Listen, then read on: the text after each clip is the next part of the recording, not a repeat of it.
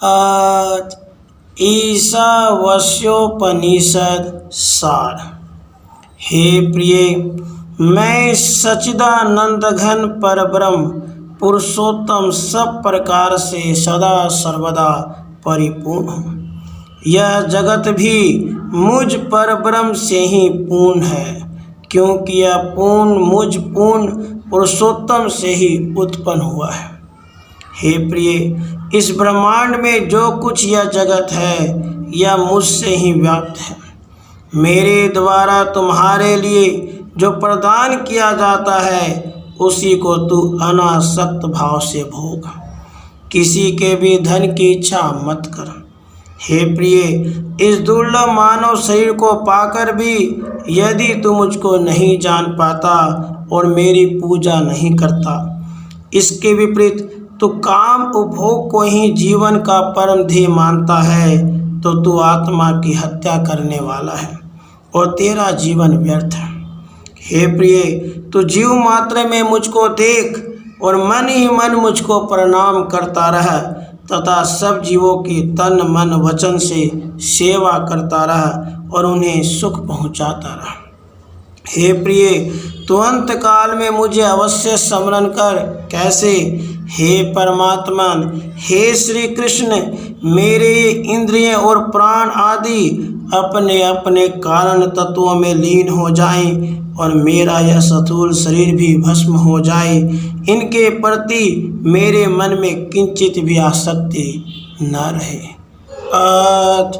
केनोपनिषद सार। हे प्रिय, जो इन कर्मेंद्रियों, ज्ञानेंद्रियों, मन और प्राण का ज्ञाता, शक्ति प्रदाता, स्वामी, प्रेरक, प्रवर्तक, सर्वशक्तिमान, नित्य, अप्राकृत परम तत्व है, वही ब्रह्म है। हे प्रिय, जब तक तेरा यह दुर्लभ मानव शरीर विद्यमान है तभी तक शीघ्र से शीघ्र परमात्मा को जान ले। यदि अवसर हाथ से निकल गया तो फिर महान विनाश हो जाएगा। तुझे बार बार मृत्यु रूप संसार के प्रवाह में बहना पड़ेगा। फिर रो रो कर पश्चाताप करने के अतिरिक्त अन्य कुछ भी नहीं रह जाएगा।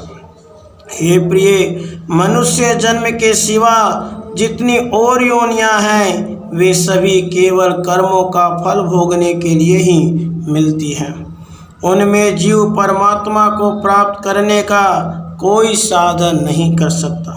हे प्रिय, ब्रह्म की शक्ति के बिना अपनी स्वतंत्र शक्ति से कोई भी कुछ नहीं कर सकता। हे प्रिय, जब साधक के हृदय में ब्रह्म को साक्षात करने की तीव्र अभिलाषा जाग उठती है तब भगवान उसकी उत्कंठा को और भी तीव्रतम तथा उत्कट बनाने के लिए बिजली के चमकने और आँखों के झपकने की भांति अपने स्वरूप की क्षणिक झांकी दिखलाकर छिप जाया करते हैं। कठोपनिषद सार। हे प्रिय, आत्मज्ञान की दुर्लभता क्यों है ये जान। हे प्रिय, प्रकृति में जो भी सूक्ष्म अति सूक्ष्म तत्व है यह आत्म तत्व उससे भी सूक्ष्म है। यह इतना गहन है कि जब तक इसे यथार्थ रूप से समझाने वाले कोई महापुरुष नहीं मिलते तब तक मनुष्य का इसमें प्रवेश पाना अत्यंत ही कठिन है। हे प्रिय, यह संपूर्ण जगत एक अत्यंत दुर्गम गहन वन के समान है, परंतु यह मुझ परब्रह्म परमेश्वर से परिपूर्ण है। मैं सबके हृदय में स्थित हूँ। हे प्रिय, मैं उसी साधक को प्राप्त होता हूँ जिसको मैं स्वयं स्वीकार करता हूँ तथा मैं उसी साधक को स्वीकार करता हूँ जिसके अंदर मुझे प्राप्त करने की तीव्र इच्छा होती है और वह मेरे बिना एक पल भी नहीं रह सकता। हे प्रिय, यह शरीर एक रथ है, इंद्रियां इसके घोड़े हैं, मन इन सभी घोड़ों की लगाम है, बुद्धि इसका सारथी है तथा तू रथी है। इसलिए तू बुद्धि के द्वारा मन रूपी लगाम से इन इंद्रिय रूपी घोड़ों को वश में करके मुझ परमात्मा के स्मरण, मनन तथा कीर्तन में लगा।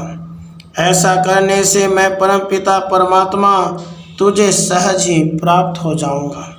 हे प्रिय, मैं तेरे हृदय गुफा में स्थित भूत, भविष्य और वर्तमान का नियंत्रण करने वाला स्वतंत्र शासक हूँ। मैं ज्योतिमय हूँ। मैं दिव्य, निर्मल और शांत प्रकाश स्वरूप हूँ।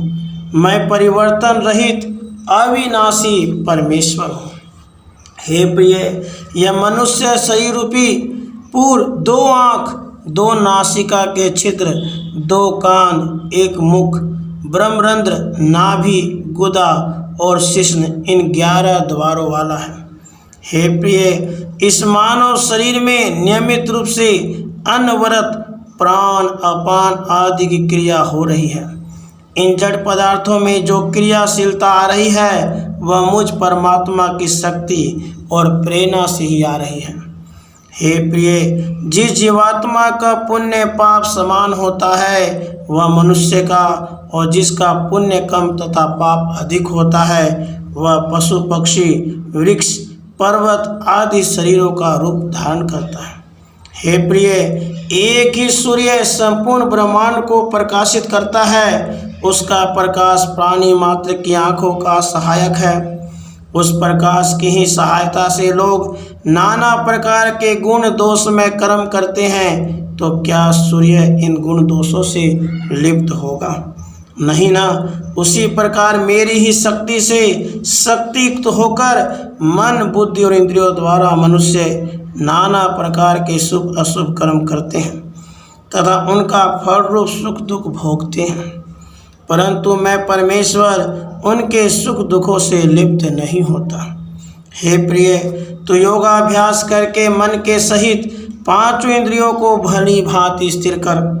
तो इस प्रकार बुद्धि को स्थिर कर कि परमात्मा के अतिरिक्त अन्य किसी भी वस्तु का तनिक भी ज्ञान न रहे। राधे कृष्ण, राधे कृष्ण।